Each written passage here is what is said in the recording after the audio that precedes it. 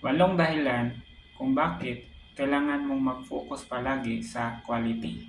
Pagkatapos mong makita ang videong ito, ay malalaman mo kung paano ka makasasabay sa iyong mga competitor at paano tatagal ang iyong negosyo. Sa mga hindi pa nakakakilala sa akin, ako nga pala si Roger Silvido or Rog for short at isang negosyante. So, bago ang lahat, kwento muna. Last year kasi, merong nagtayo ng isang shop na wherein alarming siya sa ibang mga shop din kasi medyo mababa yung bintahan nila. So, yung nangyari doon is nagkaroon ng price war. And then, meron akong kaibigan na in the same business din, the same industry, nagtanong siya sa akin kung okay lang ba daw kami kasi yung pwesto nila is medyo malapit sa area namin. Yung sagot ko sa kanya is actually hindi ko siya during that time hindi ko sila ma-consider as our number one competition kasi nga iba yung target market namin, iba yung klase ng produkto na binibenta namin.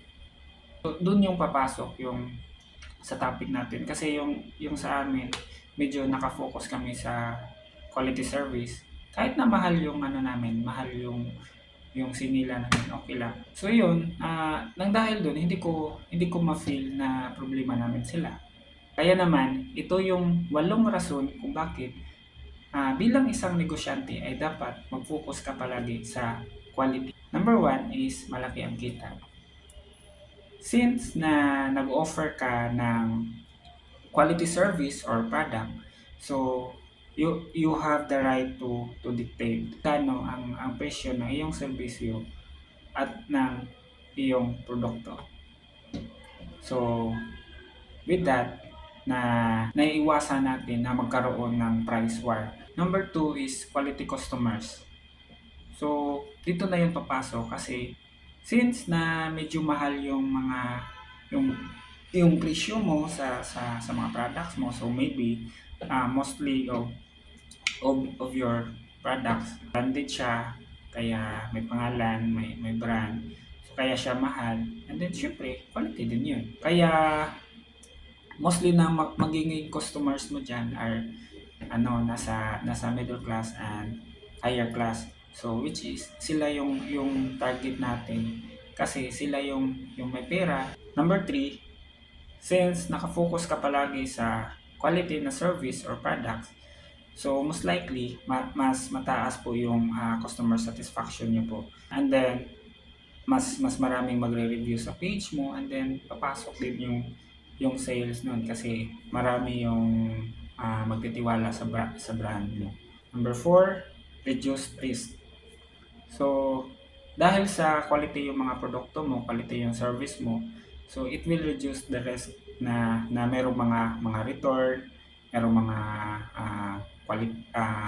RMA claims, or yung mga warranty claims. Number five is branding. Kung nakafocus ka sa quality palagi, yung perception sa iyo or yung branding mo or yung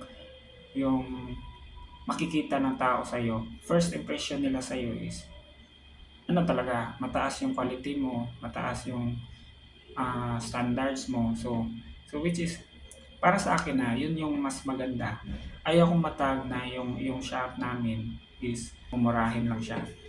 Gusto ko okay lang sa akin kahit na mamahalin kami basta quality. Number six, referrals. So dahil nga mataas yung satisfaction ng mga customers mo, so it will lead to magre-refer sila sa mga friends nila, family. So which is malaking tulong yan sa atin. Number seven is high moral for our employees. Kapag kasi yung isang negosyo or yung negosyo mo is masasanay na palaging nakaset kayo ng high standards yung sa process, lahat within the operations, lahat ng mga nangyayari inside and out sa negosyo nyo, kapag mataas yung standards doon, automatic yun, tumataas yung value ng iyong mga employee. Parang nakakataas ng moral nila yon. Yung panghuli is productivity. So So since na lahat ng proseso nyo within the company is nasa high standards talaga, lahat ng ginagawa nila, eventually ma-perfect yun. Ngayon, bakit ko ito sinasabi sa inyo?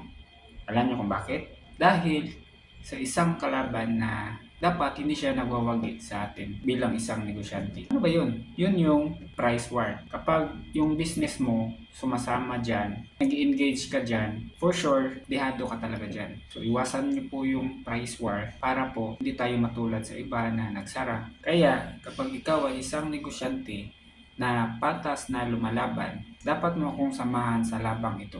Kasi kapag hindi natin to gawin, wala talaga tayo mararating. Ang ending natin is it's either magsara yung business natin or malugi tayo or magkabaon-baon tayo sa utang.